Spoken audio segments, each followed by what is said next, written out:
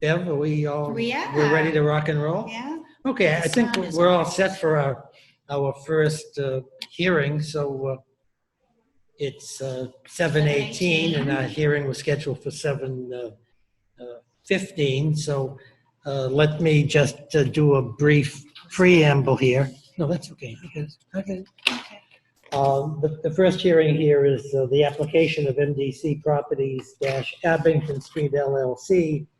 This application is dated January 23rd, 2020, and it deals with the construction and operation of a daycare center at 919 Blue Hill Avenue, Milton, which is in a Residence A zone. The applicant here is represented by Attorney Edward J. Corcoran of Quincy, Massachusetts. My name is John Leonard, Chairman of the Board of Appeals, and with me tonight are fellow board members Frank O'Brien and Brian Conley. Mr. Corcoran has already checked in with the rules of the board. We're going to hear from Mr. Corcoran, and we'll hear from any person who's interested in whatever Mr. Corcoran has to say, and then we'll act on any motions that Mr. Corcoran wants to present. So just to indicate, we're tape recording the testimony here and the hearing independently of the Zoom system, and that technically is our official record of this particular proceeding. So without further ado, Mr. Corcoran, welcome back to the Board of Appeals. It's good to hear from you. Thank you very much, Mr. Chair, members of the board. I appreciate the opportunity to do this. It's been a strange several months with hearings by Zoom. I simply, at this point, this was an application for dimensional relief associated with one approach to developing a child care facility at 919 Blue Hill Avenue. We had one approach that we could do by right with site plan approval only under zoning that we thought was more impactful, more impactful than the alternative that we had filed seeking dimensional relief with setbacks from abutting properties. As a result of a series of conversations with abutters and particularly abutters and other neighbors represented by council, it was clear that they were not going to be willing to work with us on the plan that we had submitted to the Board of Appeals. So we proceeded with the planning board for site plan approval under an approach that was allowed by right without any dimensional relief required. Planning board granted site plan approval 2 weeks ago at a hearing, and we're simply here to withdraw the application for the relief that we would otherwise be required to seek if we were pursuing the option necessary with the board. So I'm asking that the board allow us to withdraw the petition that we had filed with this board without prejudice. Okay, and the record will indicate that Mr. Corcoran has prepared a stipulation of dismissal without prejudice, and that has been circulated to the board, and I guess, and has been signed by the then board members who participated. I had to file it with the clerk. That's why I don't have it. Okay, and so my question, I guess, to my fellow board members here is whether we have any questions of Mr. Corcoran. So, Mr. O'Brien, do you have any questions of Mr. Corcoran? No, Mr. Chairman, I do not. Okay, and Mr. Conley, yeah, do you have any questions of Mr. Corcoran? I also don't have any questions. Okay, are there any objections to Mr. Corcoran's motion on behalf of MDC Properties to dismiss his application for zoning relief without prejudice? No objection. Okay, and Mr. O'Brien, no objection? No objection. Okay, let me just see, for the sake of the record, I don't note anybody present virtually, whether telephonically or visually on the screen. But let me just ask: is there anybody present either on the telephone or working through the Zoom virtual system, who either objects to Mr. Corcoran's withdrawal or who otherwise has any questions or anything to say publicly.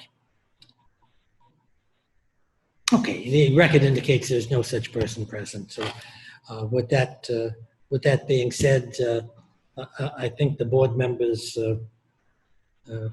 who participated in the hearing have already assented to his petition, but let me just ask for the record, all those in favor of allowing Mr. Corcoran to withdraw his petition on behalf of his client without prejudice, please say aye. Aye. So thank you very much. Thanks, Ned. We're sorry to delay your culinary event. Mr. Corcoran told us, I think, Brian, before you came on, that today is, I think it's his either his 30th or his 60th wedding anniversary. So he's off to please. That's great. Congratulations. Thank you. Enjoy. And, Thanks a lot, Ned. Thank Hit him long and straight.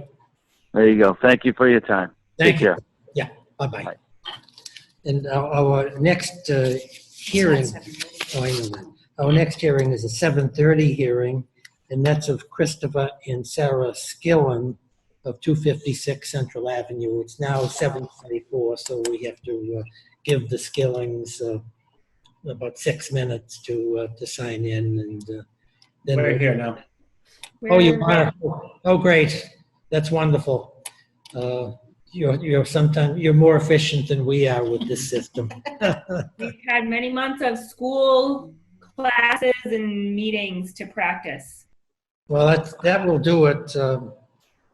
I'll confess to you that during the recent COVID difficulties, my grandson, who lives in Brooklyn, New York, has been residing in our house since March until about 10 days ago, and was having his classes in Brooklyn at 9 o'clock every weekday under the Zoom system. And there were 27 classmates who signed in for those sessions. So it was a little bit of a circus, and I think it worked out better than the way our hearings work out here. Teachers know what they're doing. Yeah, if they know what they're doing and the technology is there, I think it's effective. Last hearing, I couldn't even sign in, despite having experts at my side plugging in numbers. So I was telephonically running the hearing as I was on the moon talking to people. Nobody could hear or see what I had to say. But give us about 4 minutes here, and we'll commence your hearing.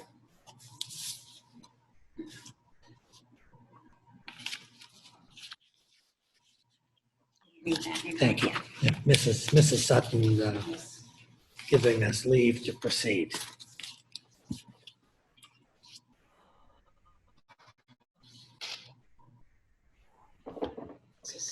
How did your kids enjoy the virtual school system? I know. Yeah. Mixed results. Some days were better than others.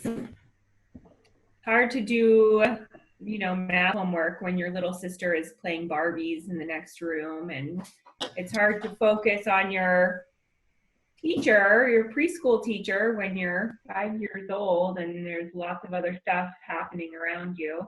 It's hard, but it was better than just being home with absolutely nothing to do. So It's better than nothing. That's not a ringing endorsement. My grandson is 10 years old and is in the 4th grade.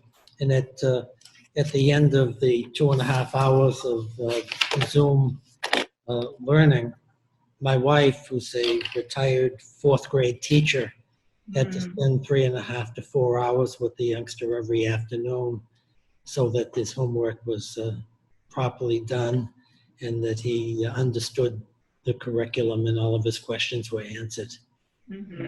So just to prioritize mental health and happiness over focused learning. No, that's right, and I think that was accomplished. I'm not sure how much learning was accomplished, but he turned in the materials, and he had an interesting time with all of his friends.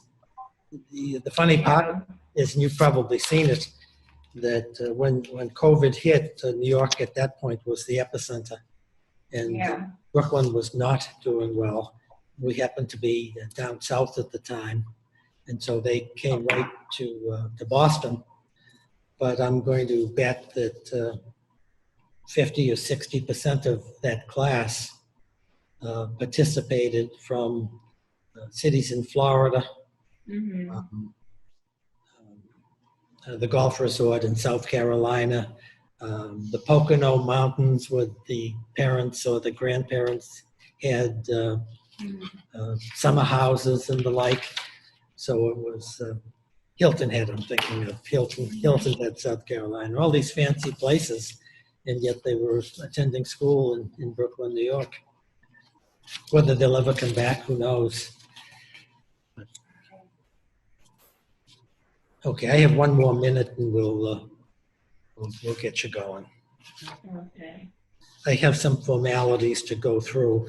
You can see on the line there, Mr. O'Brien, Frank O'Brien is sitting tonight. And right next to Frank, to the right of Frank, is his board member, Brian Conley. We were supposed to have attorney Ted Daber as the third member of the panel, but Ted became ill and was not able to be present tonight. So Mr. Conley was very kind to fill in on short notice. Okay, I have 7:30, so let me go through some of the preambles. This is the 7:30 hearing of Christopher and Sarah Skillen. The application is dated May 1st, 2020, and the applicants are seeking a special permit from the terms of Section 4 of the zoning bylaw. They are proposing to raise an existing roof, which results in a roof line at the front of their home being raised, and to build a 15-foot by 19-foot dormer at the rear of the third level of the home, which is located at 256 Central Avenue. The bylaw limits new buildings to 2.5 stories. This house is in a residency zoning district. It was built in 1907, so it's considered dimensionally and pre-existing non-conforming residence. And so as a result of this, the applicants are seeking a special permit under Section 4 of the bylaw rather than a variance, which provides that if the board makes a finding that the proposed improvements are not more detrimental to the neighborhood than what currently exists, we can grant that type of special permit. And as you probably know, the variance is a much more difficult standard, and this Section 4 finding was put into the general laws in our bylaw to make it a lot easier for people who do have older houses that do require a lot of love and affection, but they don't have a lot of land and they're fairly tight. It gives more flexibility for them to get that type of relief. So that I'm John Leonard, I'm chairman of the Board of Appeals. With me tonight is Frank O'Brien, board member, and Brian Conley, board member. The rules that we're going to have at this hearing, first of all, we'll hear from the applicants here, and then we may have some questions of the applicants, and we'll see if anybody else has any comments, wish to participate in the hearing, ask questions. Whether anyone wants to speak in support of the application, and whether anyone wants to speak in opposition to the application. We're Zooming the proceedings this evening, but we're also tape recording them as well. As evidence for the hearing, we have the application filed by the applicants on, it looks like, May 1st, 2020. We have all set of plans from GPH Design Architecture showing the proposed improvements to the to the dwelling, and we'll have all of those plans as part of the evidence at the hearing. In the interim, we have received 4 letters of support regarding this application.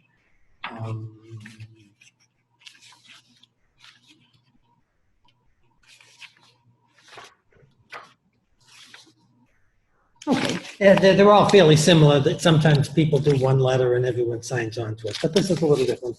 I'm going to paraphrase the letters rather than put everyone to sleep by reading them. The first letter of support is from Kevin Chrism. Is it Chrism? Okay. He's apparently the park director, I think, in the town of Milton, but it doesn't say that.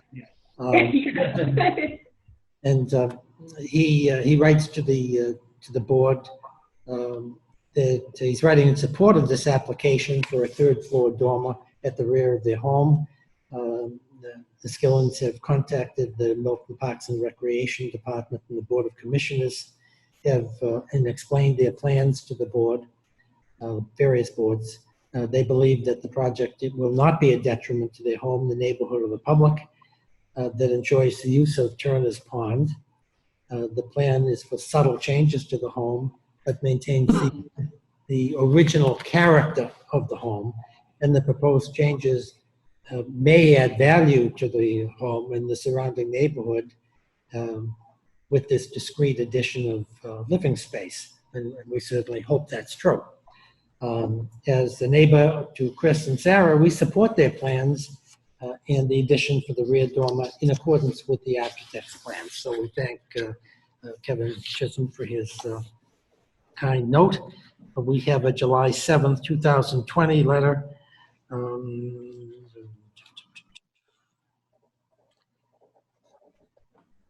All I can say is the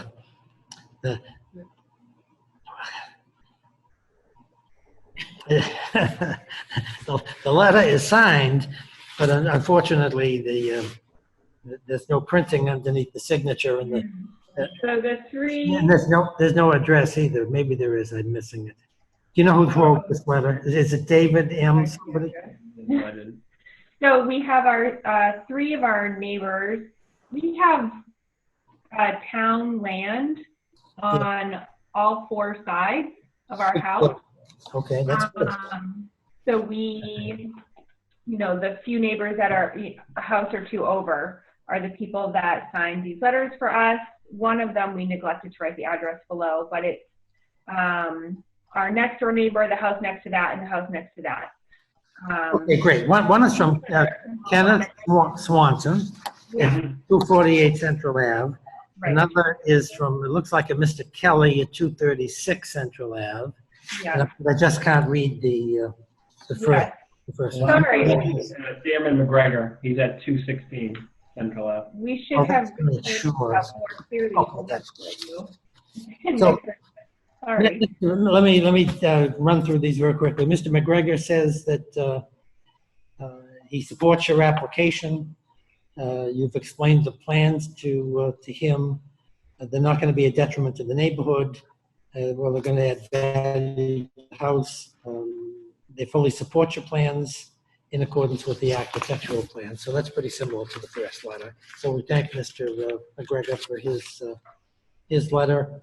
Kenneth Swanton on July 7th, 2020 writes to the board saying essentially the same thing. They won't, the plans won't be a detriment. They'll add the value to the neighborhood, and they fully support the plans. Mr. Swanton lives at 248 Central Avenue, and Mr. Kelly is at 236 Central Avenue, and he seems to say substantially the same thing. He's reviewed the plans. They look great. They'll add value. They're good for the neighborhood, and he fully supports the plan. So we thank all of those folks for participating and giving their assent. So who's going to make the presentation tonight? I guess I will. Sarah will. Sarah, well, okay. Sarah, if I can call you by your first name, why don't you tell us about your plans and why the board should favorably consider the plans and issue a Section 4 finding. Sure. So our house has a walk-up attic, and at some point prior to us owning the house, an addition was added to the rear of the house on the first and second floor, going towards the backyard, and that amount of space in there added to the attic. And so what we're asking to do is to add a dormer to the attic floor to have it come out and meet up with the kind of set in, and we just want to add the dormer to bring it back to meet up with the rest of the house. And we'll add a bedroom and a bathroom to that floor, as we currently have one full bathroom and 2 daughters. I'm sorry. And in two order daughters? to accommodate, I'm sorry? I'm sorry, did you say 2 daughters? Correct. Okay. They're small now, but they won't be small much longer. So 1 shower for all of us. So we're trying to plan ahead. Anyway, and so the roof height will not be changing. It's just the slant of the roof will kind of become a little more shallow in order to allow for adequate headspace. So the house is not growing any taller, and it's just the dormer in the back to kind of have it come out, and the roof line, this slant being a little more, more shallow. And those are really the only changes that will be made.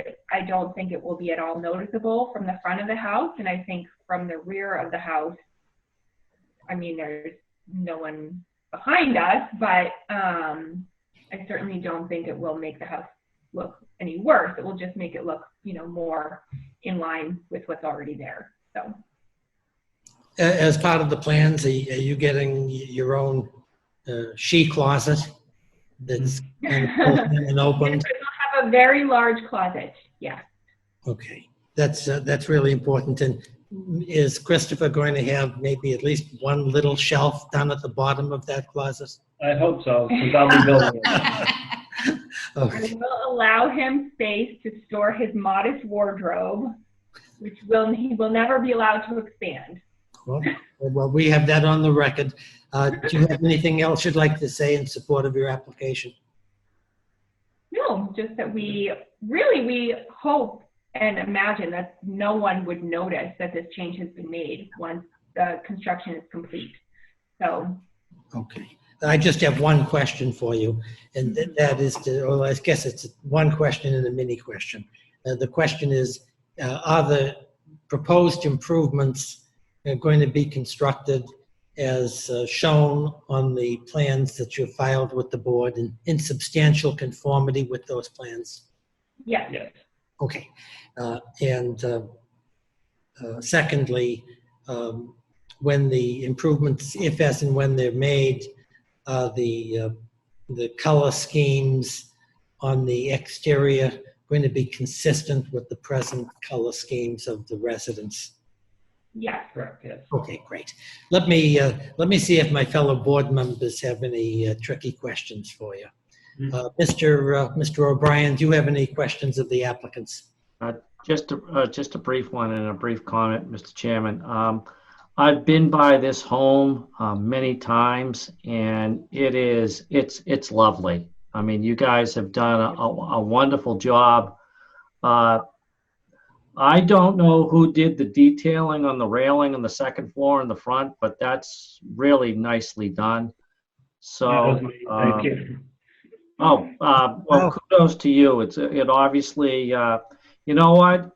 If you guys accomplished this with half as much attention to details as you've accomplished the other renovations, this is going to be an absolute wonderful addition to the neighborhood. So, and I agree with you wholeheartedly. The location is unique in that it is by Turner's Pond, but wooded.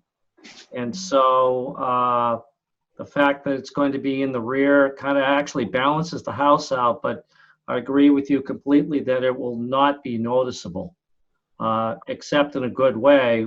Somebody who sees it in the fall will say, hey, that addition looks really good in that house. So that's all I would have to say, Mr. Chairman. Okay. Thank you. I just have one follow-up question, and that's to Chris. Are you a carpenter or a builder? I was a carpenter in my former life, and now Sarah and I own the Ice Cream Smith in Dorchester Low Mills. Oh, okay. I was just trying to get you some new business. If everyone will come I've got plenty of business. I got plenty to keep me busy. He currently works only for me. Well, I think that's a great thing to have happened. Let me ask Brian, do you have any questions of the Skillens? So just a comment to say, it's nice that you did a good job reaching out to your neighbors and also reaching out to the town, to the Park and Recreation to describe the project. And it's great to see, and it seems obvious that everyone will support it because it looks like a great project. Just to check I had it right for the decision and record, was Mr. McGregor's address 216 Central? I believe he's on the call right now, but I believe it's 216. 216, great. Yeah, I'm sorry. It wasn't on the letter. Yeah, I can resend the letters with the names written out more clearly and make sure the addresses are on all of No, them. you don't. You No, don't. that's fine. We'll put 216. And no, I didn't have any other questions. Thank you for the presentation, and the plans look great. Okay, great. Thank you. Let me ask the Skillens, do you have anything further you'd like to add in support of your application? No, I think we said when we did it. Thank Okay, you. that's fine. Most people quit when they're ahead. Mhm. Let me do this. I've got two questions to ask here. And the first one, is there anybody present there out in Zoom land who has any questions of the Skillens regarding their application? And there doesn't appear to be any such person present. Is there anybody present other than, well, not other than, is there anyone present this evening on the virtual program here who wishes to speak in support of this application for a Section 4 finding? Good evening, Mr. Mullen. I'd like to speak in support, if I may. Oh, well, you want to tell us your name and address, sir? Sure. I'm Nicholas Gray at 217 Hinckley Road in Milton. I live at the corner of Hinckley and Central Avenue, directly diagonally across the intersection from the Skillens. And I just want to hear from you, Mr. Gray. Well, yeah, it's good to hear from you. It's lovely to see you, members of the Board of Appeals. I would just like to add my support to the application. I think that the project as proposed is certainly not a detriment to the neighborhood. It's going to be much of an improvement. And as all of you are aware, I can confirm that the property, it is heavily wooded to the rear and to the south side of the property. That's the right side as you face it from Central Avenue. So the changes that they're proposing really won't be visible, at least if at all, it is certainly most of the year. So I know that they've got a growing family and that they need the extra space. That's clear. And I think their changes will be a great improvement. Certainly worthy, in my view, of a finding under Section 4 that it's not more detrimental. So with that, I think I'll stop talking and wish you all a good evening. Thank you. Thank you very much. We appreciate you taking the time and the patience to wait for us here. My pleasure.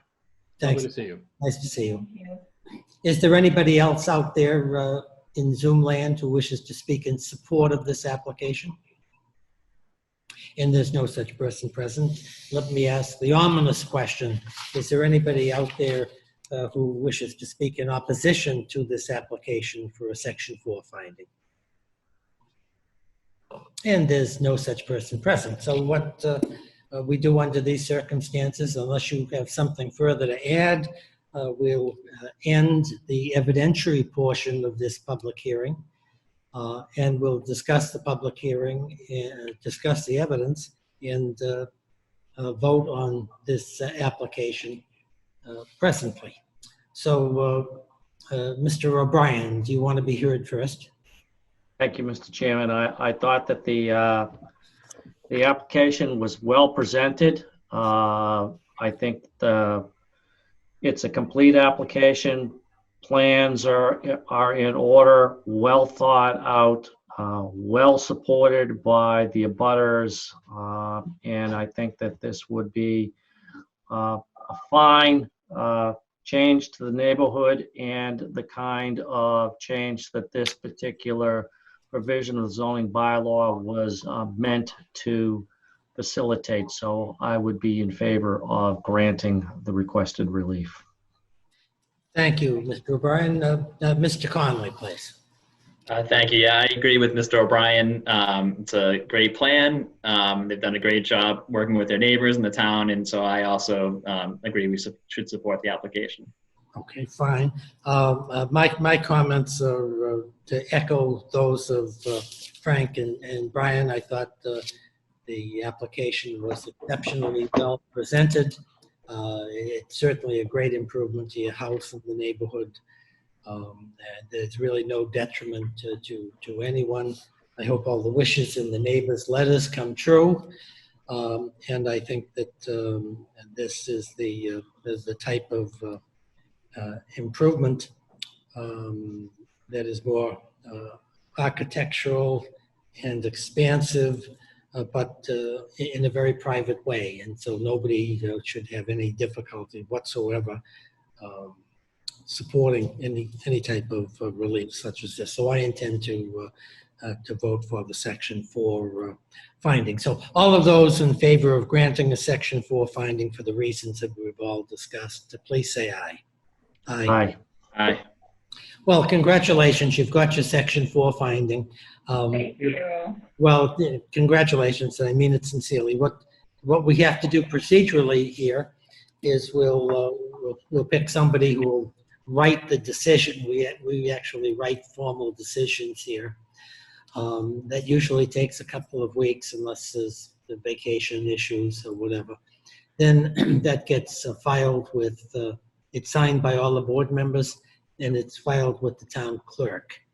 And even though there's been no opposition, either written or oral, to the application, you still have a 20-day appeal period after it's filed with the town clerk before your builder can secure the building permit, okay? If there's some preliminary work that needs to be done before the special permit is formally approved, you can speak to Mr. Prondak and he can deal with that issue. Usually he has some flexibility, but you just have to be a little careful because if God forbid somebody does appeal and you've done a lot of work, you don't want to put yourself in that situation. But that can help facilitate the process. And when the hearing ends here, we'll talk with Mr. O'Brien or Mr. Conley, and unless somebody wants to volunteer to write this decision. I can write this one. I just did a Section 4 finding in my last hearing, so I could probably do it pretty quickly.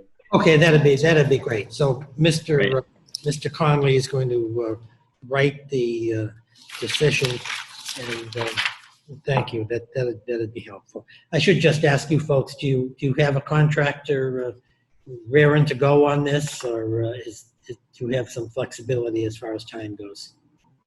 We have a contractor, but we have lots of flexibility. We try to do projects like this in the off season of ice cream, so we have months.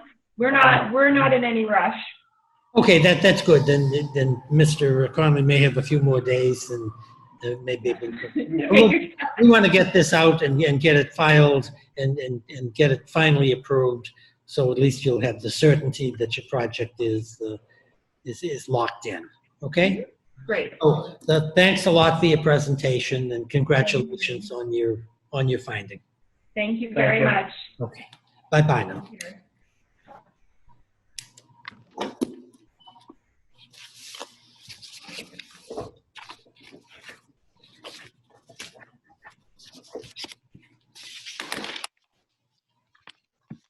Thank you. Brian. Yeah. Sure. Brian? Yes. Hi, are you gonna, do you need me to send you anything or do you have everything electronic? You want to reach out to Laura? If I think you sent me everything by email, so I think I'll be good to write it. But I'll call you if I do need anything. Okay, perfect. Thank you. Great. Thanks for offering.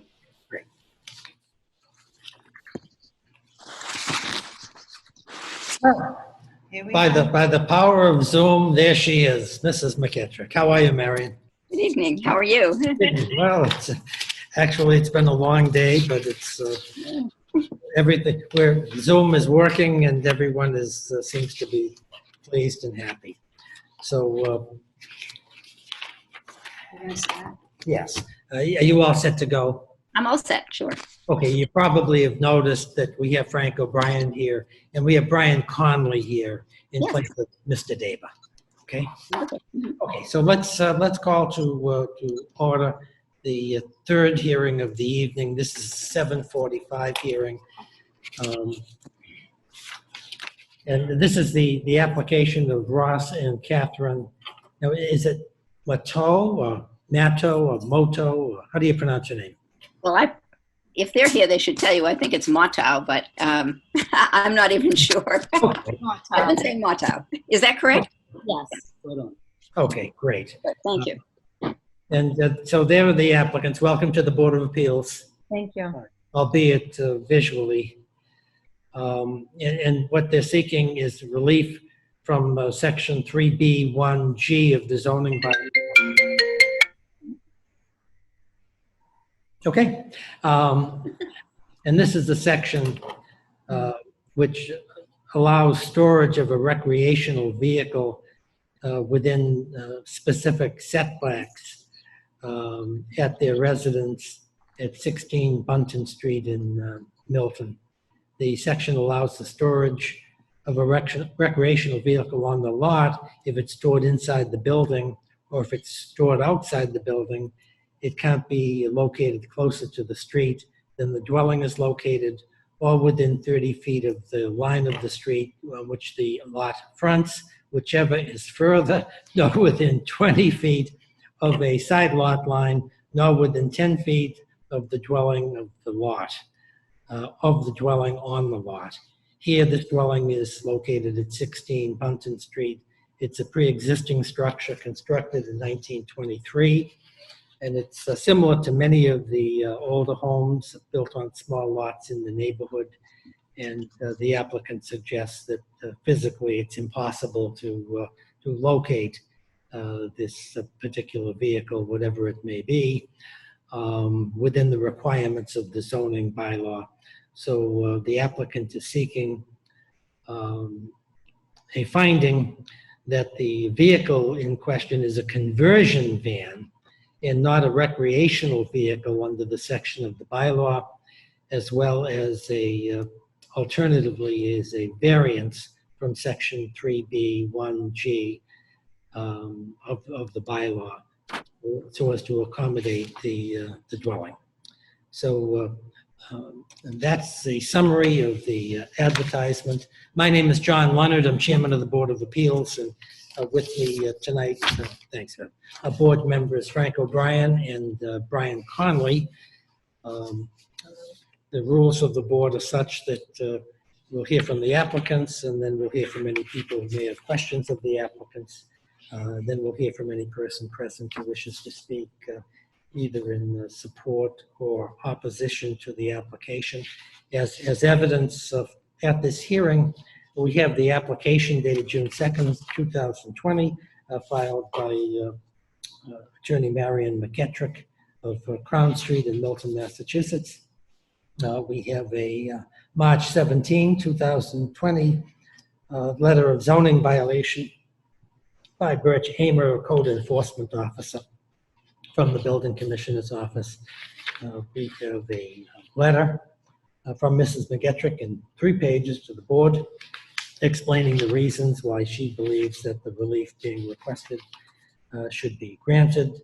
Mrs. McKittrick has attached to that letter a map from a looks like some type of satellite company that shows the lot. It shows the dimensions, to the various sidelines, particularly to the front of the house, from its maps online, and we have a set of photographs.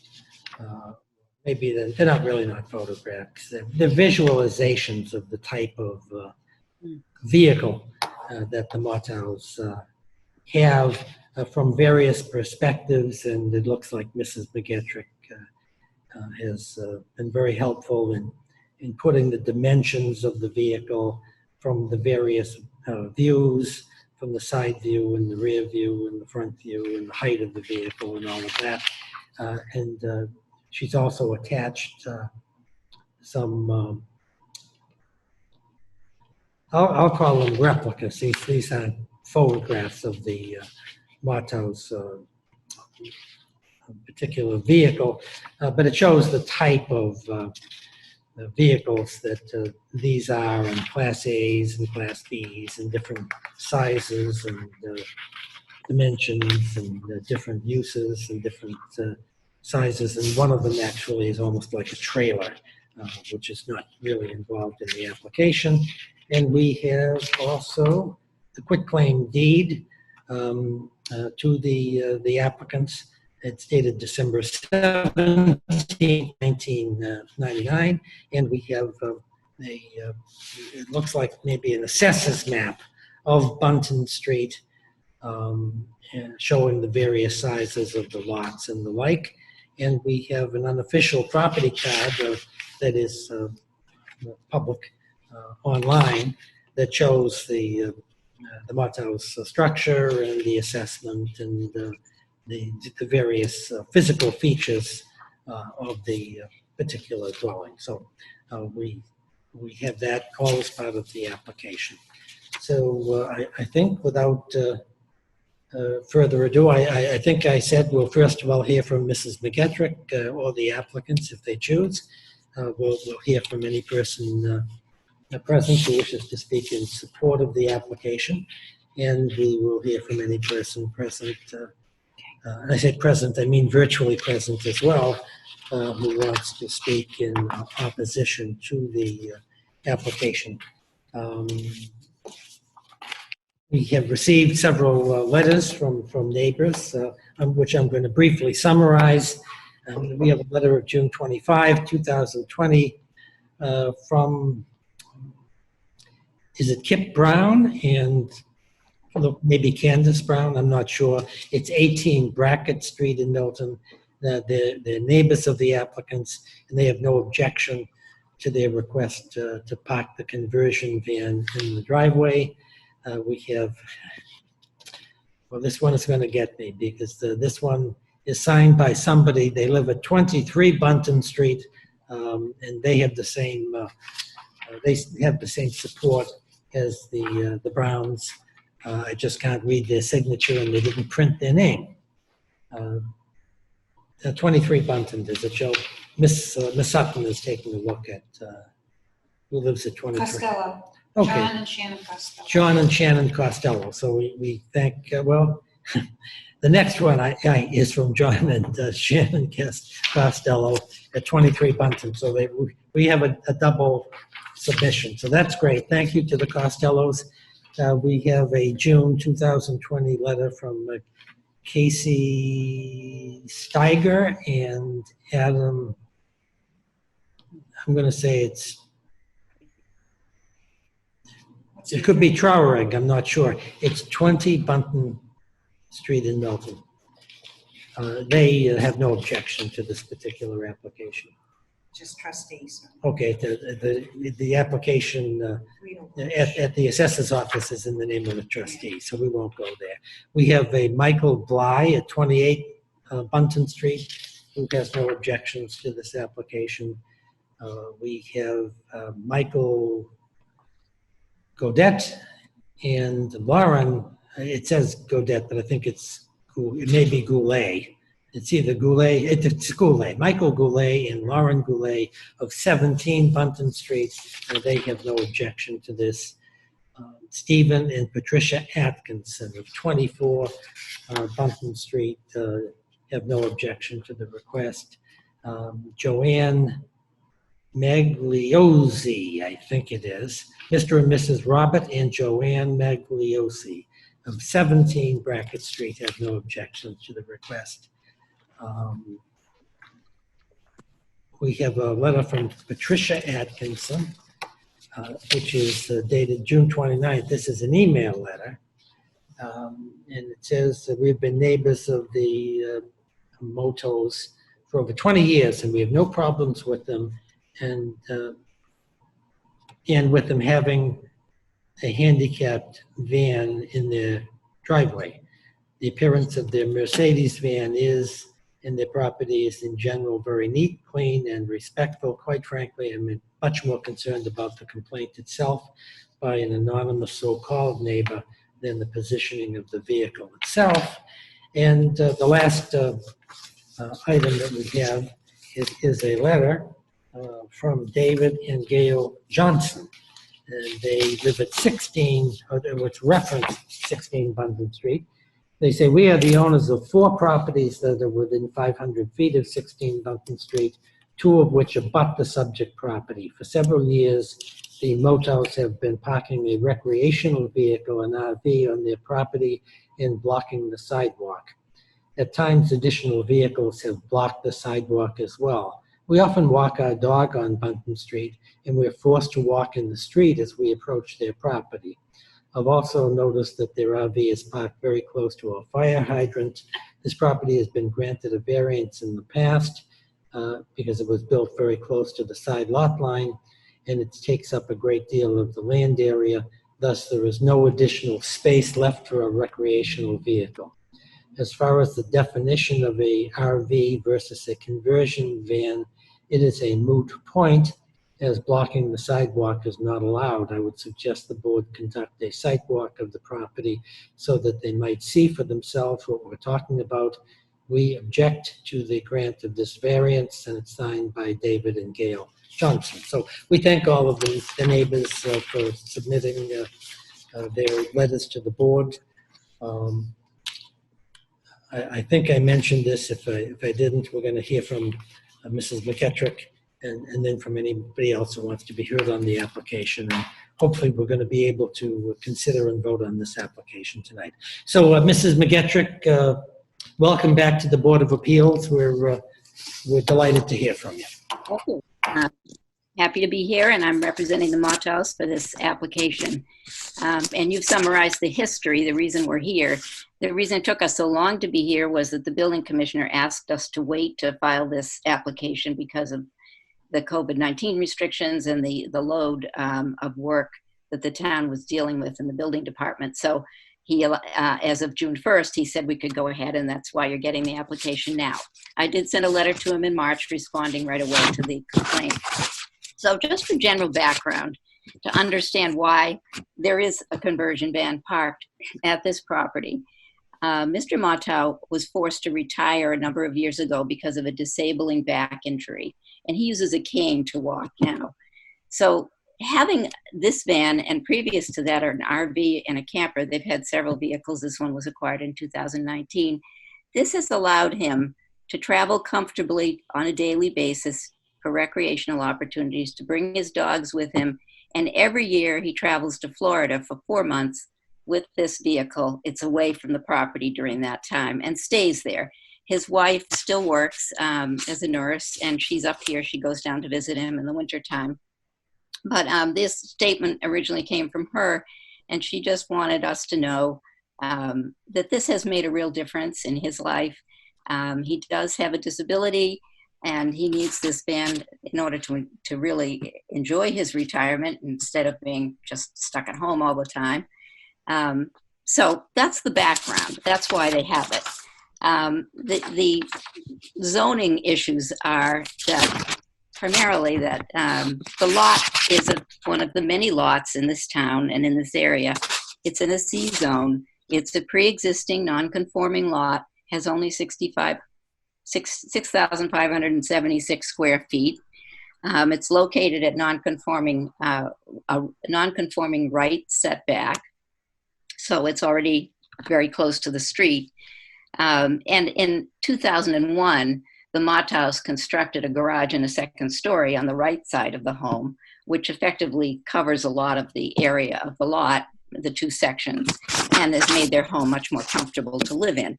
That was long before any of these issues arose. And at the present time, they have a very well-maintained house. They have a two-car garage, and they have a driveway that can accommodate a car on one side and this van parked at the other side at an angle. The van does not have to be parked so that it intrudes on the sidewalk. So I did send the board some photographs. I don't know whether you received them. The only way I can do it with Marion, they're part of your submittal. Yes, Okay. I So did. the reason for the photograph was to show you that the van can be parked in the driveway and it does not have to be on the sidewalk. It would not be possible for this van to be parked in order to conform with the bylaw requirements. So we're faced with a situation where they either can have it and they get a variance in order to have it where they're parking it, or they cannot have it on the property. If they could not have it on the property, it would have to be parked at a remote RV lot, probably in Canton or further away. And every time Mr. Mottow wanted to use it, and he uses it all the time, he would have to be driven to the van. So this is extremely difficult for him. And I think so therefore there are really two bases for asking for variance here. One is that the lot itself is non-conforming and could not easily accommodate a van in the way that our bylaw would require it to be accommodated. And the other reason is that Mr. Mottow has a disability and he needs or can use this recreational vehicle to make his life much more pleasant and enjoyable. And so in this case, I think he's unusual. He's not the usual type of applicant who might want to park such a vehicle. Furthermore, this is a conversion van, and although it's still larger than most cars, it's like a very large truck, and it is a Class B recreational vehicle, which happens to be the smallest category of recreational vehicle. I suggested in my letter that possibly a conversion van might not be included in the definition in the bylaw. I realize it's difficult for the board to decide exactly what was meant by those definitions. They're rather general. So we are certainly asking for a variance. I just wanted the board to consider how that definition might be applied to this particular vehicle. I think that summarizes the argument. Some of the argument relates to the lot, and some of it relates to the need that this particular individual has for this type of recreational vehicle. I don't know if the Mottows have anything they want to add. They could now, or we could wait and see if you have questions. No, you explained it pretty well. The only thing that is the storage. I use it all the time. That's the thing, and I'm glad you pointed that out. Okay, thank you. Okay, let me, thanks, Marion, appreciate your presentation. Mr. O'Brien, do you have any questions of Mrs. McGetrick or the Mottows?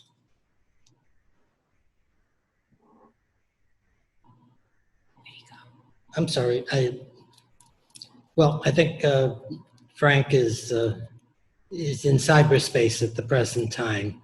No, I think you're. There we go. You know what? Being able to mute and unmute. There you are. Good. Sorry. We're glad to have you back. I forgot that I had muted myself because I was shuffling papers. But Marion, thank you for your usual excellent and comprehensive presentation. It's an RV. I mean, come on. It's an RV. All right. Nice try, but it's an RV. It's a Class B RV. Even the stuff that you submitted, it's a Class B RV. So let's just call it what it is.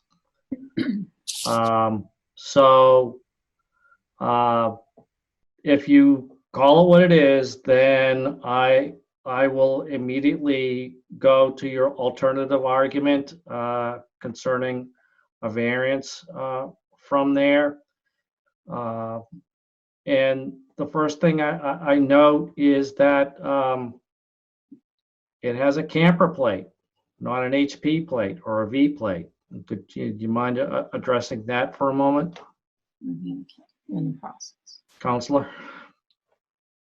I'm not sure why you mean. Why isn't it a handicap plate? Because Yeah, I mean, it just disability qualifies as it's that plate. yeah. I mean, I don't know what the criteria are for a handicap plate. All I'm telling you is that the reason he uses this vehicle is because he had a significant back injury. He was forced to retire, and he has difficulty walking. He has to use a cane.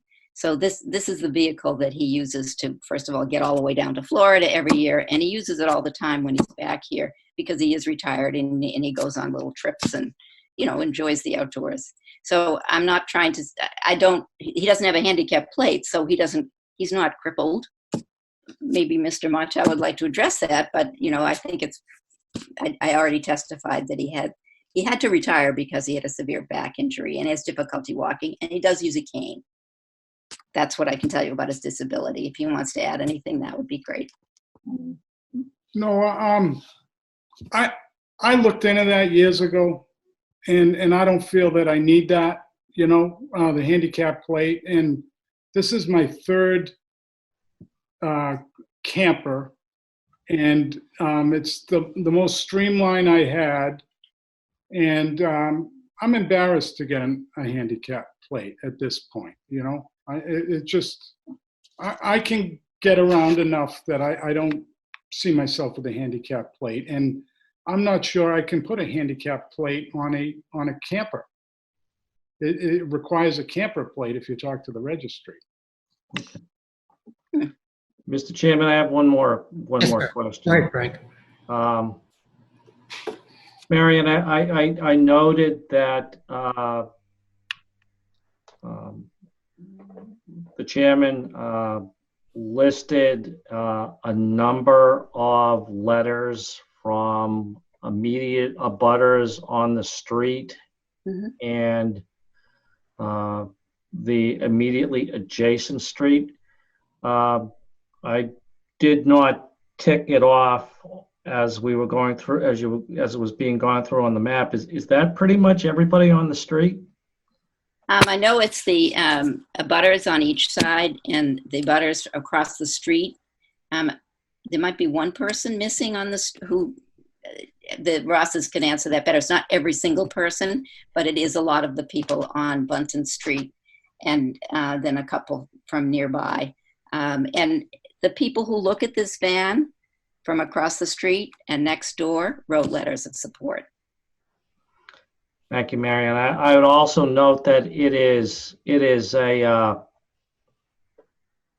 well, I mean, it looks brand new. I mean, we're not talking a 1970s Econoline van that's being parked in the driveway. That's for darn sure. So that certainly is, it's not a situation like that. So, Mr. Chairman, thank you for your indulgence. Okay, thank you, Mr. O'Brien. Mr. Connolly, do you have any questions of the applicants? Yeah, just a couple. So it looks like I think as Mr. O'Brien just said, the abutters, I think that would be, I guess, have the greatest view of it, have written letters in support. There was an email from Patricia Atkinson, and I didn't give her address. I'm curious where she lives. Is she also someone who views this? One house. She's not my direct neighbor, but next one down. What's the address? Because I didn't have that either. I'm not sure what the number is. 1 second, I think I can find that. 24. 24 Bunton. Okay, great. Yeah. And then the letter from the Johnson I was objecting, they said they own 4 properties, 2 that abut. And I guess I'm trying to understand, do we know what properties are the ones that abut that they say are impacted? Are they on Howard Street? I think 5 Howard was the address of the, that came from. Do we know what the properties are? There's a property on Howard Street that abuts this property in the rear. Okay. That's a property owned by them. And then they own a property on the next street over, I can't remember the name of it, but to the left, which the back of it abuts part of this property again on the left side. I believe those are the two properties they're referring to. So those properties don't have a view of the vehicle? Wouldn't appear so. The one to the rear, there's a garage in the rear of the, Yeah, and there's an antenna or something. I mean, there's some things like that. yeah. And so the impact that they're objecting to, I guess, if they aren't able to see it from their properties, is the sidewalk being obstructed. And I guess I'd like to hear your thoughts on that objection. I see the picture, it looks like the vehicle's fit. Is that how you park it, or is it obstructing the sidewalk usually? I can park it straight in, and it encroaches on my driveway apron. And it's neat that way. I can put it askew, and it's a little objectionable even to me. But as far as, Bunton Street, they just put in all new sidewalks. And they did the profiled curb that encourages parking on the sidewalk. So, it's hard for me to be singled out, on the sidewalk issue. You know what I mean? If you go down any of these streets, any time of day, there's 4 or 5 cars all parked on the sidewalk. And I don't really take the whole sidewalk when I'm parked in that spot, but I'm willing to put it anywhere if I can keep it here, Okay. Yeah. Thank you. Okay, Marion, I've had a chance to read your application here and to look at these leisure vans by the actual manufacturer. And I think all of their advertising clearly say that these are recreational vans. Yeah. One of the problems that I think I don't see any legitimate argument that they're not. The problem becomes one of variance, and the variance that's being requested here is really on personal reasons and not legal real estate reasons. And I maybe you could address that in some way. What I'm concerned about here is really not what the neighbors say they agree to, but uniform enforcement of the zoning bylaw.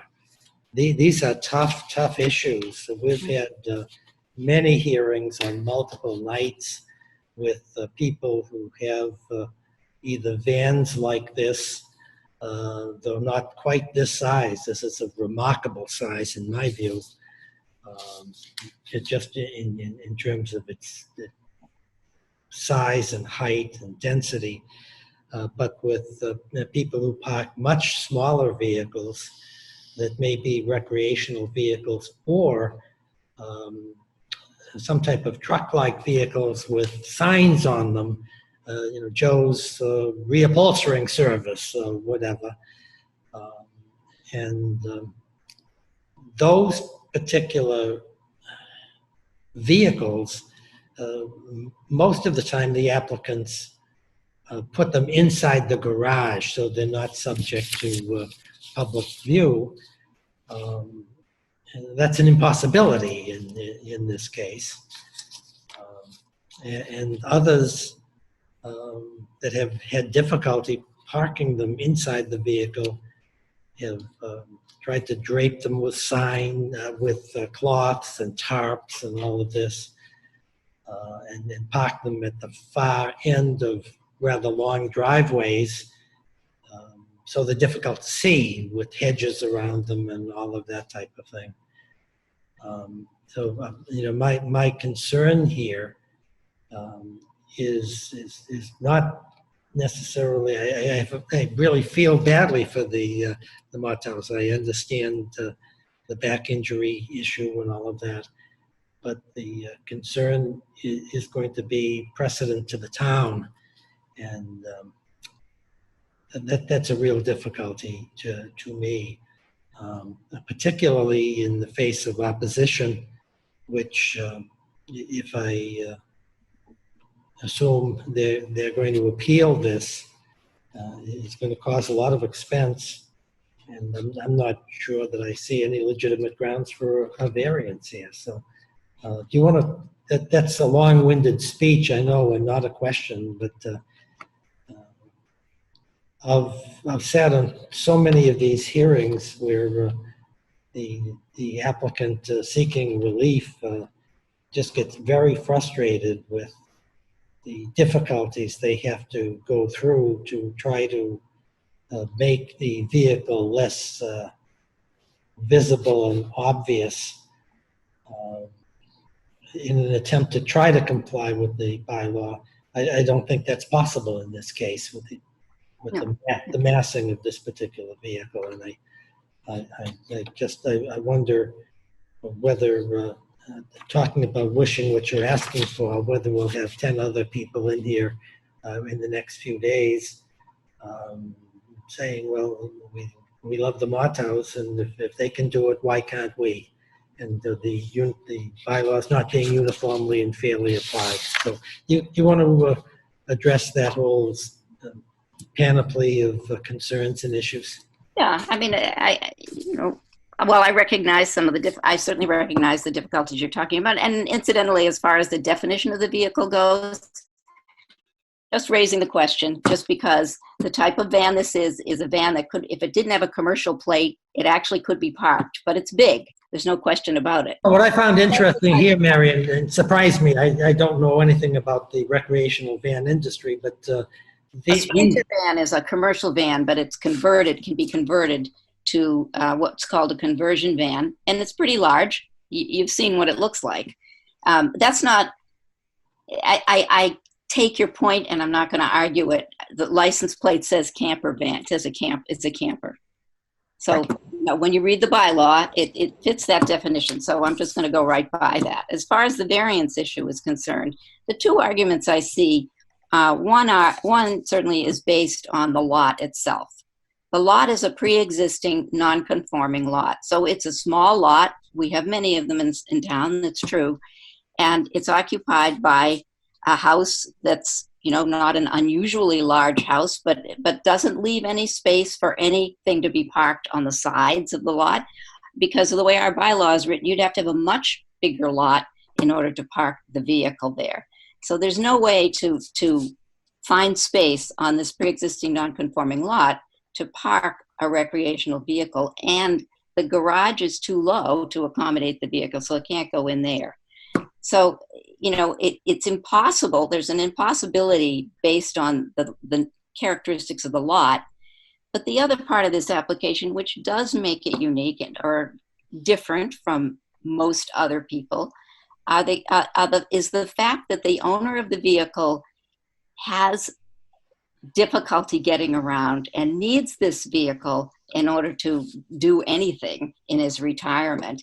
And if he's forced to take it and park it at a remote site, it's going to be just about impossible for him to use it or do anything with it, because he'll have to be driven to the vehicle whenever he wants to take it anywhere. And, I don't think most people who are trying to park recreational vehicles are in that situation. I think they just, they use these vehicles for vacations. It's convenient to store it on your lot. So they would rather do it if they could, but the bylaw says you can't. It's large. Some people don't like the way they look. I think that's the hardship argument. And I also think that it is a very new, nice looking van. It happens to be smaller than anything that he has had parked there in previous years. But for some reason, this complaint has been filed this year, and now he's faced with not being able to use something that he's been using since he retired for a number of years now. He's been driving these vehicles, parking them at home in the summer, and driving them to Florida in the winter. And it wasn't until this year that this came up as an issue. So, those are the arguments. I don't think they do apply to every other person in Milton who might want to park a boat or a van or a camper van in his driveway. But I think what makes this one particularly unique are the physical problems that Mr. Motto has. Right. I understand what you're saying, but it seems like the problem is the size of the van and not the house. I was by the residence today to try to take a look at the van, but it wasn't there. But the residence, a beautiful residence, and it's one of the larger residences on the street. I think the difficulty is if the van was much smaller, it may be more suitable and fitting with the aesthetics of the house and all of that. It just looks huge. But I understand Mr. Martow, if he is driving to Florida, which is something that I don't enjoy doing, what a way to go. You need something like this in order to have all of your clothing and maybe some food in there. And I did go onto this website, the Leisure Vans website. I've got all the literature here, and these are built on Mercedes-Benz Sprinter chassis. Yeah. And the other, one of the other vehicles they make is built on a Ford Transit vehicle chassis. And so they buy the frame from distinguished manufacturers, and they build these wonderful vans, which are very modern and very efficient in the inside, and they must be a wonderful way to travel. And I guess the problem becomes, and nobody wants to deprive Mr. Martow of having that van to go north or south or anywhere he wants. I guess the issue is the integrity of the bylaw, and what I realize how inconvenient it may be if you had to place the van some other place that may be 5 miles away or something like that, or store it somewhere, or whatever. But if you're not using the van for storage, or you're not using it on a daily basis, maybe that's an inconvenience worth having, so that you can be in conformity with the bylaw and have a smaller but comfortable vehicle that Mr. Martow could use to take this back at the house. I can't imagine that if he had to bring it there for 3 or 4 days because they're packing up to Florida, that anybody's going to complain, or the building inspector's going to come crashing down on your client's heads. I mean, everyone wants to be reasonable, but on the other hand, having that particular vehicle just out in front of the house for such a long period of time really causes me concerns, particularly if the other person is saying, me too, I'm old and I like to go to Florida, and, not severely injured, and life is difficult, and sometimes uniformity is important, particularly in a community such as we have in Milton. So that's the nature of my concern. But if you don't have anything to add, let me see if there's anybody present. The only thing I would add is that the letter of objection was objecting to the van being on the sidewalk, which it doesn't have to be on the sidewalk. It can be parked. I hear everything else that you're saying. And I couldn't predict what the outcome would be. And I understand the uniformity argument.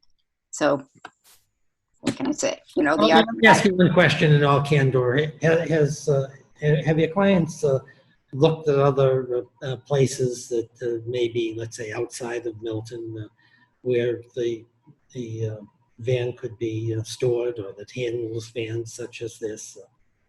Yeah, my understanding was, and they can answer that, it would be some distance, but Mr. Martow, have you looked at other places to park it? The thing about it is, with COVID, it's crazy. There's nothing there right now. And, I looked in the past, I've had something there for 5 years.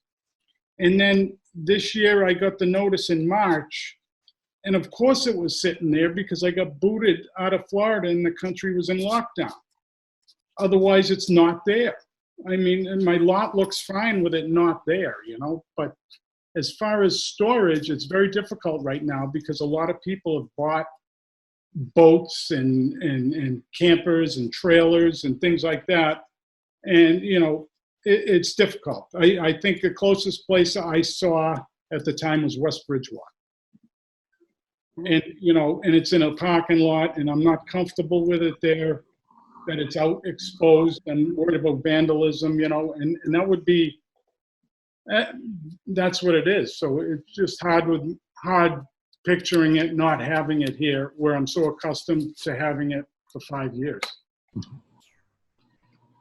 Okay, thank you. All righty, thank you. So let me do this. Let's see if there are any other people who want to be heard here. Is there anyone present, either virtually or by a telephone, who wants to speak in favor of the application for variance? No. Okay, and there doesn't appear to be anybody present.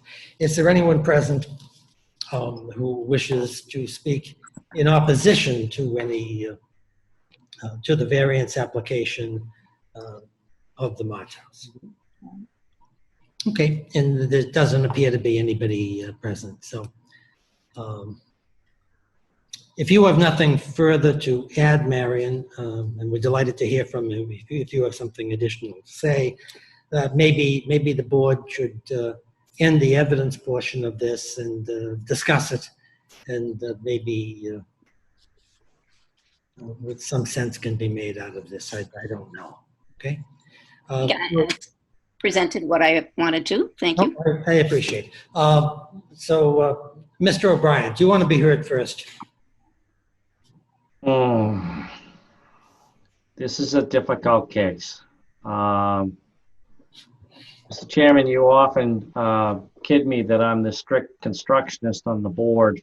And if you look at the bylaw, the storage of a blah, blah, blah, or a recreational vehicle, except within certain parameters, is essentially not allowed. Unfortunately, this particular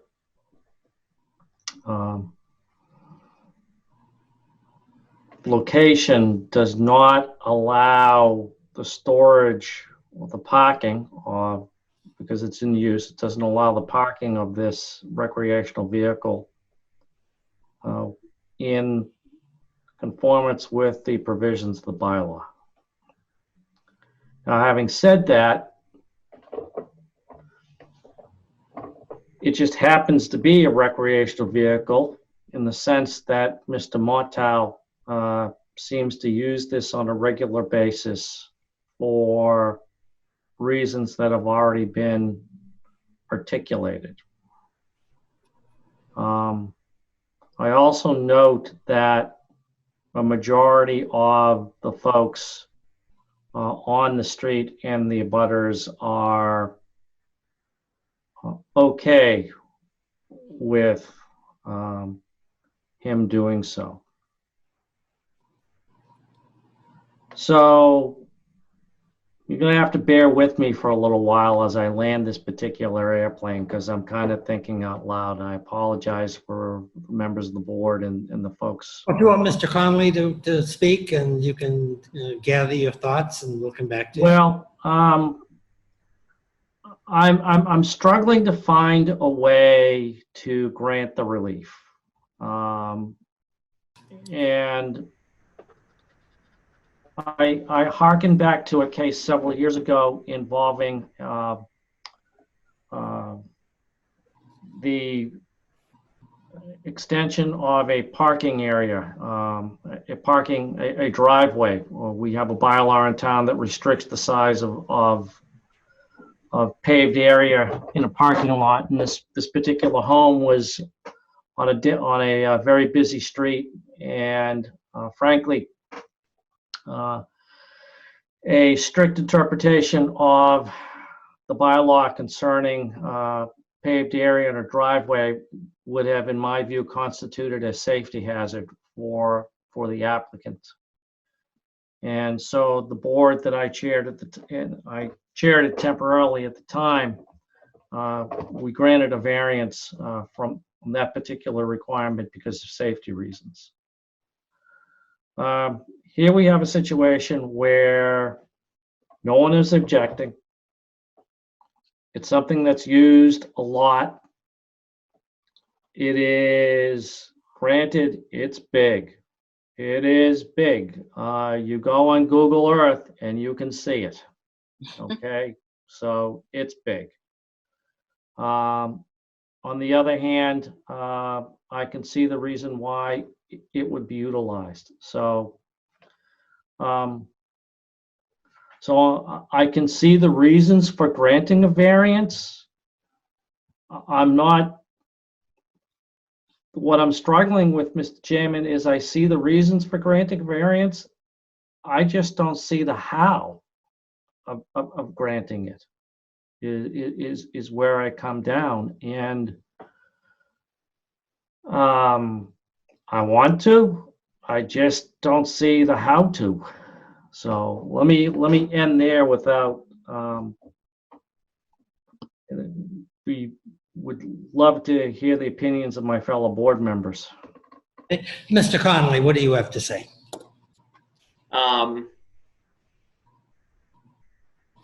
So I understand, I think the good point you're making, Mr. Chairman, that we're constrained by what the zoning law requires. I think I would believe that the policy reason for why there's some limitations on where recreational vehicle can go is probably primarily the visual impact on the abutters. And here we have the two most visually impacted abutters writing to support the application. You know, assuming we rely on the assurance we had that the sidewalk would not be obstructed, you know, I think in terms of balancing, you know, the interests and, you know, what the neighbors would want, I would take some comfort here that the spirit of the code would be, you know, upheld here by giving this relief. But I know that's not the standard. I do look at the shape of the lot, and you know, Bunton Street has a 90-degree angle, an unusual turn in the street. And I don't know whether the shape of this lot, where it's kind of wedged in the corner without typical frontage, makes this distinguishable enough that we could, you know, again, I'm the newest member of the board, and I need to show some deference to each of you to let me know what the precedent is, but I could see an argument that the shape of the lot compared to the shape of the street is unusual and imposes a hardship on the owner. But I'm going to be mindful of what, you know, precedent you have. I think I need to take some guidance. But if we were persuaded that that a good outcome here would be to support the application, I would be interested to see if you think that would be, you know, a basis on which we could rely to grant a relief. Well, from my point of view here, I think that would indicate great intentions, and but I really have to look at this in a bigger perspective, and I really think that someone objectively looking at this from afar, looking at it somewhat dispassionately, would be led to believe that the board has lost its mind, or worse, and that the neighbors were controlling the zoning bylaw. I think that this is out of bounds. It's not even close to being in bounds, and I think we're unfortunately obliged to apply the bylaw and not, particularly on these facts. I don't see how I could ever vote for a variance on these facts. And I think if the other side, I say the other side, the objectors, if they appealed, it wouldn't take 22 seconds for a land court judge to reverse our findings. And I think it may be professionally embarrassing to the town and to the board, to be frank. So I am not convinced, though I sympathize with the Mott House. So I don't think I'd ever could be convinced to vote for this this bylaw, this application for a variance of the bylaws. I think this is just too extreme.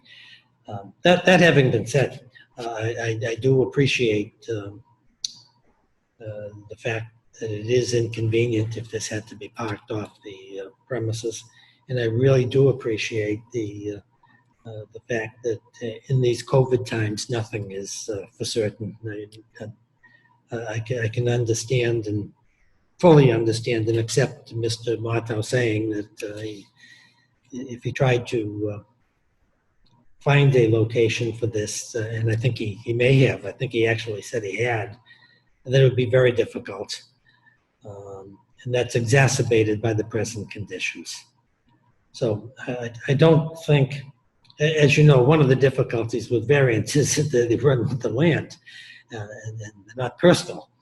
So I personally don't want to cause Mr. and Mrs. Martow the difficulty of having to sell this or to park it in Plainville or something that's crazy,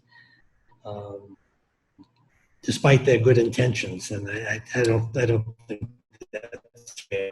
So my suggestion was going to be, and I'd love to hear from Mr. O'Brien on this, is that we've expressed our views, but I have no intention of writing a decision and starting enforcement actions and all of that. I don't think that's in anyone's best interests. I don't know when COVID-19 is going to end, or it may be months, and it may be 9 months, and it may be a year. I don't know. But it would seem to me reasonable if Mrs. McGettrick and the applicants wanted to grant some type of continuance in this application without a vote, with the hope that in that period of time they can find some type of convenient, or at least reasonably convenient and reasonably inexpensive place to store this van, because it looks like it's a wonderful recreational vehicle. And if I was going to drive to Florida, I'd love to drive this thing to Florida. It looks wonderful, and I can see why the Martows want it. But if we could continue this for a period of time to give them the chance to find an acceptable place to move it, and maybe get some smaller vehicle for Mr. Martow to, if he has to go to the van, to get that. And as I say, nobody, in my view, if that van had to be parked out there for 5 or 6 or 7 days while they're preparing to go to Florida, I don't think anybody would object to that. And I don't think they'd have any trouble from the building inspector, even if neighbors did object. But to grant a variance that this vehicle can stay there for years and years and years, I think is a dangerous and unacceptable decision under these circumstances. Mr. O'Brien, do you have any further thoughts? Mr. Chairman, as always, there's a reason why you're the chairman and I am not. I think that is a wise compromise in terms of extending this. I think it would allow the applicant some breathing room without, in the alternative, a vote in the negative regarding this request would cause the process to speed up a bit, shall we say. So going a continuation route is something that I would be very much supportive of. Mr. Connolly, what do you have to say about possibly continuing this matter for a reasonable period of time? Sure, if the applicant wants to request a continuance, I would absolutely join you in supporting that. Mrs. McGettrick, what do you have to say here? Well, having heard all, What do you think would be a reasonable extension period? as long as possible. Well, that's what I mean. Honestly, my first concern hearing what you had to say tonight is, what on earth are these people going to do right now? Because if they have to move it off tomorrow, they really don't have any place to take it that makes sense. They don't have any alternative plan. And of course, we didn't know what the result would be. So I would say, several months continuance would certainly be fine with the applicants, and with the understanding that a continuance doesn't mean that you're still considering that. It seems likely that you would not grant a variance. The reason for the continuance is to provide time to come up with alternative arrangements for parking this van somewhere else or deciding what to do about it. I mean, any recreational vehicle, even if it's smaller, is going to still come under this bylaw. Yes, it It's is. a problem. So anything with this license plate, as far as I can tell, is not going to meet the requirement unless it were small enough to fit in the garage. That's the only way you could park this vehicle, recreational vehicle, at this residence. So I would love to be able to have the additional time. It's in the wisdom of the board, as long a continuance as you're willing to grant. We're not going to ignore the issue. They know Mr. Motto goes to Florida in the winter, but he knows he's not going to be able to, even if it were that long, he's not going to come back and be able to park it at his house. Right. So there needs to be So when does Mr. Motto go to Florida? Is it in early December or is it earlier than that? You mentioned it. I don't recall. when do you generally go, Mr. Motto? I went the middle of November this year. And, one thing on going places now, there's no capacity. Any campground that's open, it's 50%. And it wouldn't be here. And it's because of COVID. And hence it's been here since March when this notice came. Yep. Well, what if If you get What- go ahead. I was going to say, what if we urge Mr. and Mrs. Motto, under your tutelage, Mrs. McGettrick, to try to find a permanent place to store this vehicle before they leave for Florida, or before Mr. Motto leaves for Florida. You say it's November 15th, so what if we said something like the second week in November or something like that, and hopefully a place can be found a lot sooner than that. But at least if the present conditions and the inability to find space still existed, then Mr. Motto will be off to Florida and we could address the issue again in the spring if we had to. But that sounds to me to be a reasonable compromise. I understand the people who objected, but they're not going to be seriously harmed under these circumstances by the presence of the vehicle out there for 3 or 4 months, considering the personal circumstances and all of that. Mr. O'Brien, does that sound reasonable to you? Eminently, Mr. Chairman. What would you go to the middle of November or November 1st, so we'd at least have the opportunity of knowing what's going on? I would go to November 15th, Mr. Chairman. How about Mr. Motto, are you going to be leaving before then? It needs to be before you leave so that we can have this meeting before you. I hear you. What you're telling me now, and I don't mean to be flip on it, but you're not hearing what happens. Like, there's virtually nowhere to go right now. Well, we understand that, and to be frank about it, I can't assure you that on November 15th, the situation is going to change. In all probability, it's going to be worse. Well, Florida's on fire. But, and it doesn't mean Florida. Like, I've been to Arizona, I've been to California. It's what I do. And I'd be fine if I could. It's just going to really cause a lot of stress if I can't find a place. Well, And- go ahead. This is a continuance. We're going to come back. We're going to be before the Board of Appeals. I don't think you're going to get a permanent variance. That's pretty clear from what everybody has said. We will need to revisit the situation, but as your attorney, I would say you need to make every effort to figure out some kind of solution, at least that you can use when you return in the spring from Florida, because you will be gone for at least 4 months after November 15th. I just want to make sure the continuation date is one that you will be here for. So is the 15th of November too late? No, I'll work around it.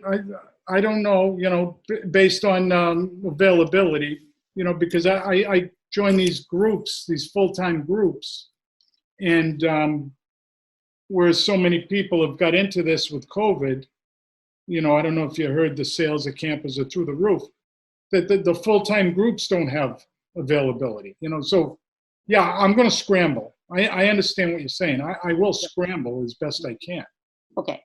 So was it mid-November would be acceptable to us? So if the board wishes to continue to November 15th or that week, or whatever time they decide to set. Hold on one second. I'm flipping the calendar as we speak. So we don't want to go too close to Thanksgiving. So how about something like the Wednesday, the 11th, or Thursday, the 12th, something like that? Okay. So what does that make any difference? Wednesday or Thursday to Frank or okay. So let's do Wednesday, the 11th, and we'll at 7:30 here, and we'll send you, Marion, a stipulation extending the matter. Mm-hmm. If in the meantime your clients are able to find a place, let us know, and then you can decide whether you want to vote or you want to withdraw the application after talking with your clients. Okay. Yeah, that's true. You could do that. Yeah. Okay. Thank you. And you could always, if it doesn't work out on the 11th, we could issue a decision, probably adverse, and you could appeal from it and go that route. And we don't want to put anyone. So why don't we do that? We're going to continue this hearing to Wednesday, November 11th at 7:30, under a written stipulation, so that everyone's rights are protected. And we will ask you to just keep the board informed if some reasonable solution has been found, and we'll And you want to send that to me and have me sign it as well, represent on behalf of the applicant? yes, I think that's exactly right. Okay. Makes sense. Mm-hmm. Okay, so if there are no further people who want to be heard, I say we're going to have a motion to continue this matter till Wednesday, November 11th at 7:30. All those in favor, please. Aye. Aye. Aye. Okay, so that's the vote of the board, and we'll look forward to getting that signed up and hopefully wishing the Martos some luck in finding a suitable place. Okay. Thank you. For their camper. Okay? Thank you very much. Thanks, Marion. And thank you. Good night. Good night. Bye-bye.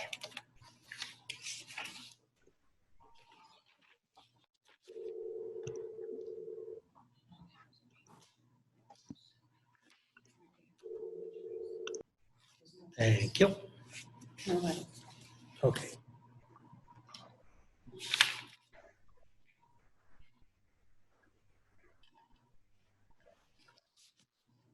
All right, we have a third hearing. Let's see if the Joyces are Coleman and Kristen Joyce. Coleman's here. Hi, Coleman. How are you?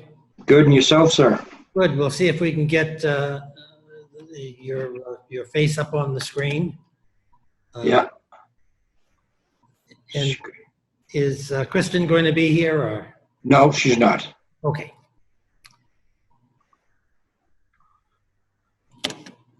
Are you participating telephonically or are you participating visually as well? Visually. Okay, great. I'm a little new at this, so I'm trying to figure out. Well, so are we. We have your name printed on the screen. We can hear you perfectly, but visually, you're not here. Host disabled participant screen share. Still can't see me, huh? No, sir. Start video. There you go.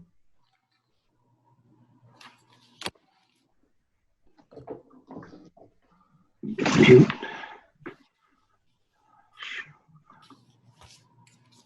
No, that didn't work.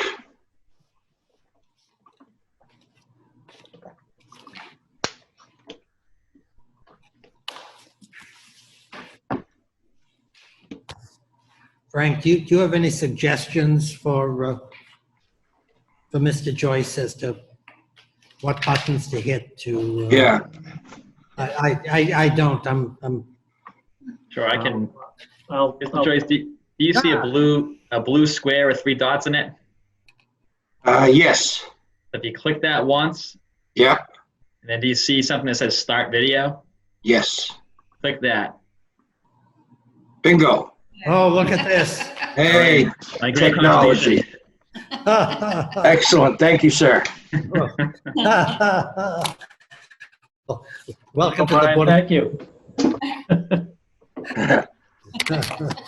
Oh, the wonders of technology. Yes. Let me cover some preliminaries here, and we'll get going with the hearing. Okay. Sounds good. This is the 8 o'clock hearing, which is being held at 8:59. And this hearing is the application of Coleman and Kristen Joyce, filed with the board, seeking to amend an existing variance that was granted in 1939. At least that's before even I was born.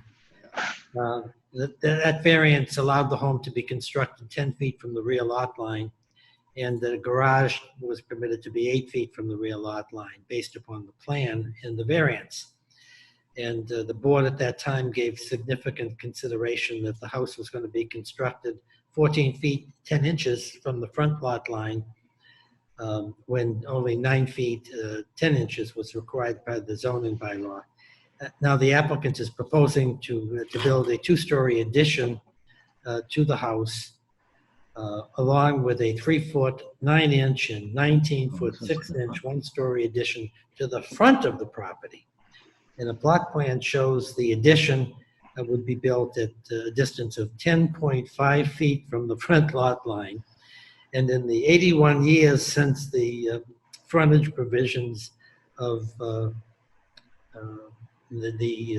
statute were enacted, the frontage provisions have been amended now so that due to the unusual shape of the front of the property, it's compliant with the discount provisions of the bylaw with a 10.5-foot frontage. The building commissioner has ruled that the 1939 variance of the board must be amended to remove a restriction, that is the May 19th, 1939 restriction, requiring the front lot line to be, quote, not less than 14 feet 10 inches from the front lot line.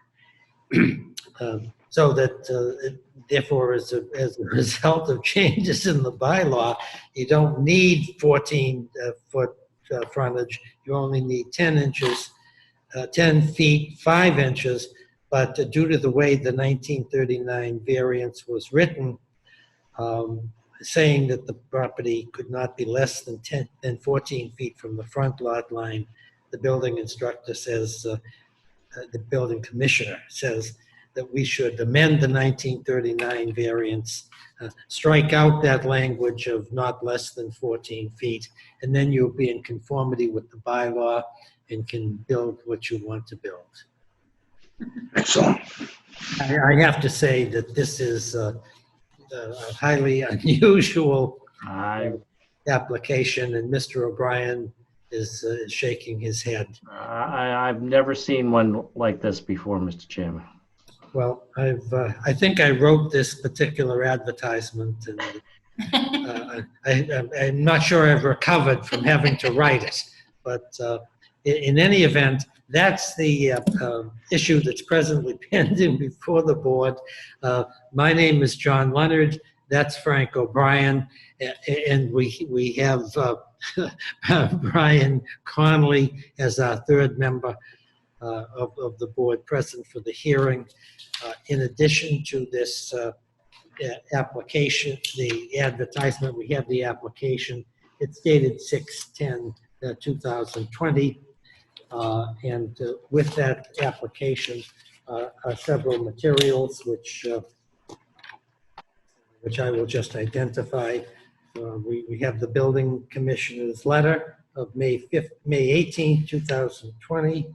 We have a revised plot plan of Michael Paul Antonino, originally dated December 2014, is revised on 9/30/2015, and further revised on 6/2/2020.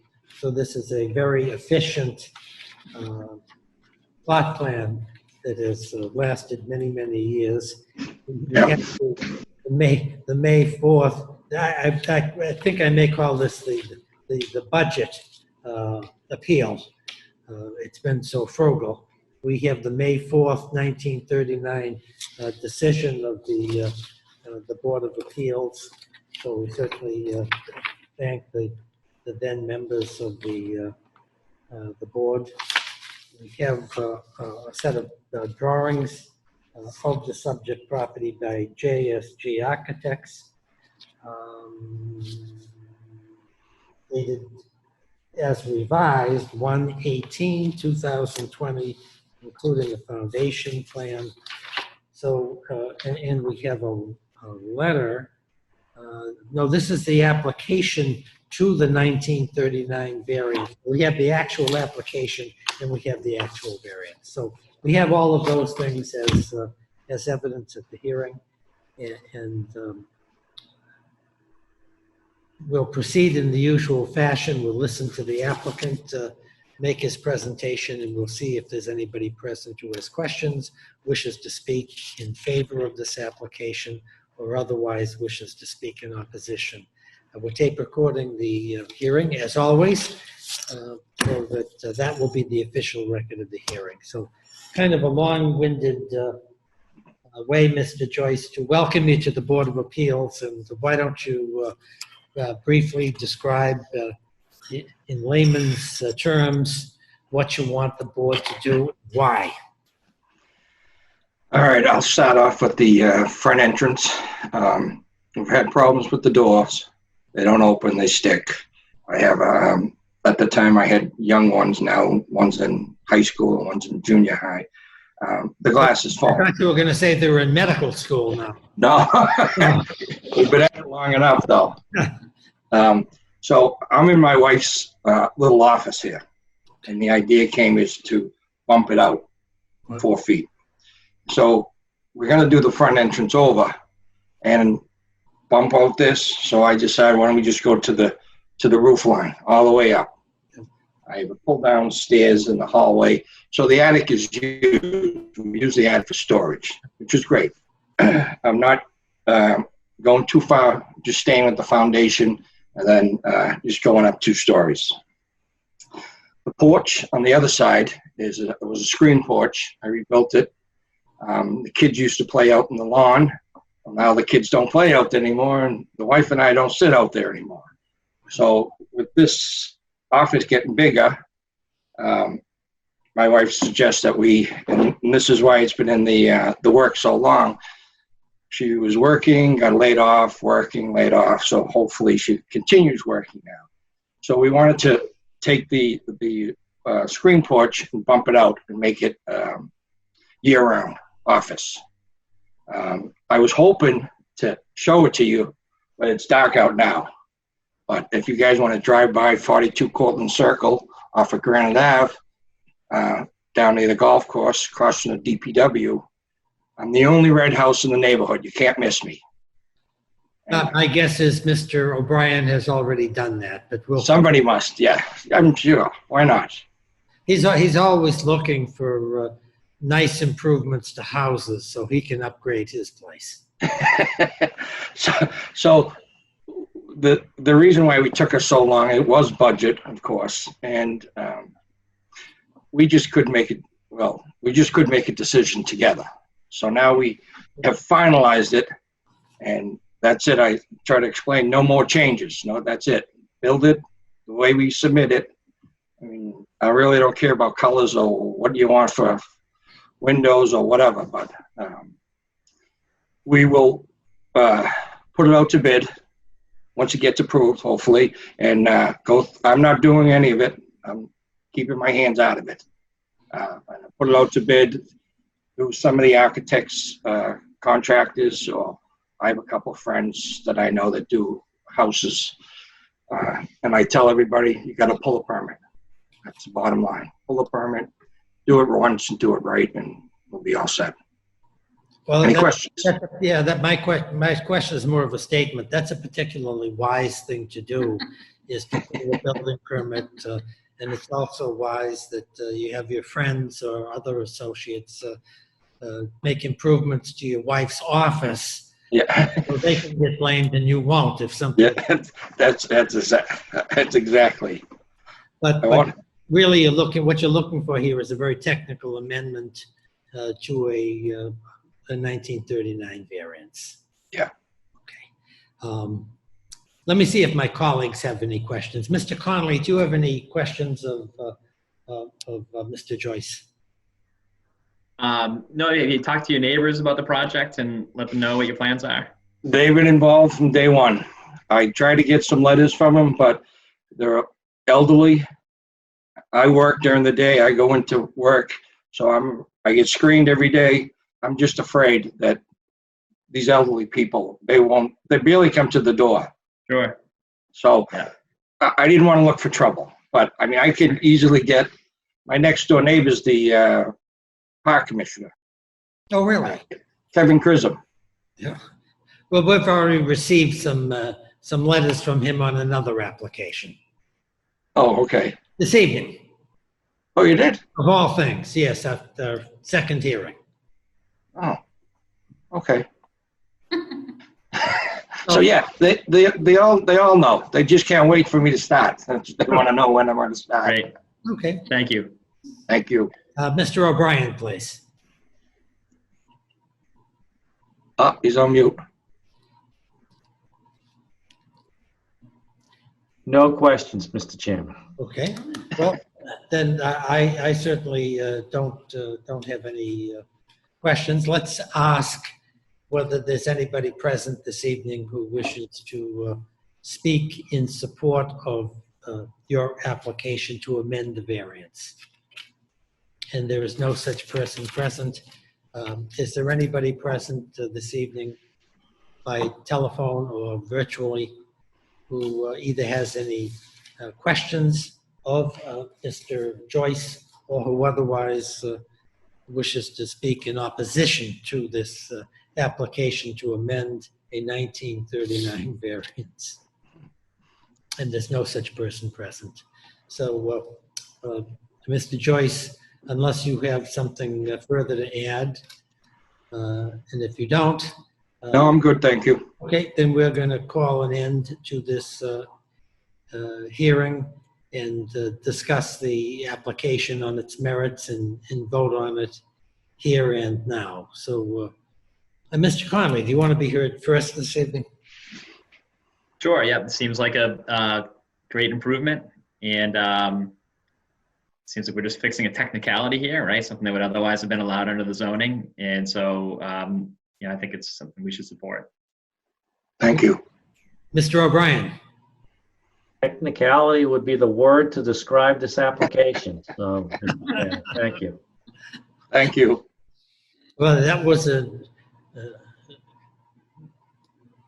there was a dramatic support for your application Excellent. from a very difficult questioner, Mr.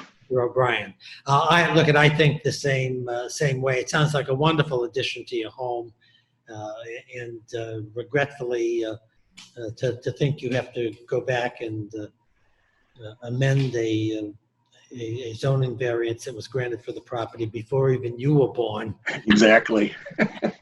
is it's unique. I think Mr. O'Brien may have suggested that.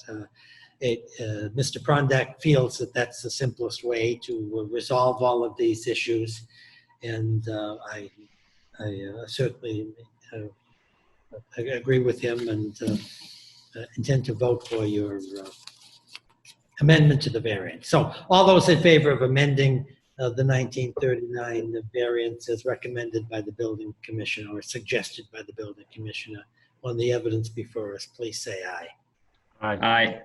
Well, there we are, Mr. Joyce. You have a Thank you, guys. variance of great historic significance. I think this won't take us 2 or 3 weeks to issue a variance for you, but technically, I don't know whether you were listening to our other hearings. I was. And you know this, we've got to file it and with the clerk. Yep. Then there's still a 20-day appeal period, though I'm not sure that maybe many of the people who were around in 1939 are still here to object to that. And I'm not sure whether people these days have standing. Maybe they do. That's a question for Mr. Connolly as to whether people alive hearing this in 2020 can object to amending it. A 1939 variance. But so congratulations. Thank you, guys. We'll do our best to knock this out very quickly and get it a copy to you and file it. And once it's done, the 20-day period, talk with Mr. Prondak, and your wife will be dancing with delight. Oh, she's already picking things. Okay. Well, that's great. It's nice to have met you, and sorry to go through this historic mumbo jumbo. That's all right. So have a great evening, and we'll do our best to knock this out. Okay. Thank you, guys. Thank you. Have a good one. I'll do it. Take care. Okay. Did you say you wanted to write this, Mr. O'Brien? Yeah, I'll do this, Mr. Chairman. Thank you. Okay. Well, thank you very much. So without further ado, I think we're going to be adjourned, and wish everyone a thank you for participating, and have a great night. Good night, Great. all. Thank you very much. Thank you, Mr. Chairman. Bye. Bye. Bye-bye. See you. Good night.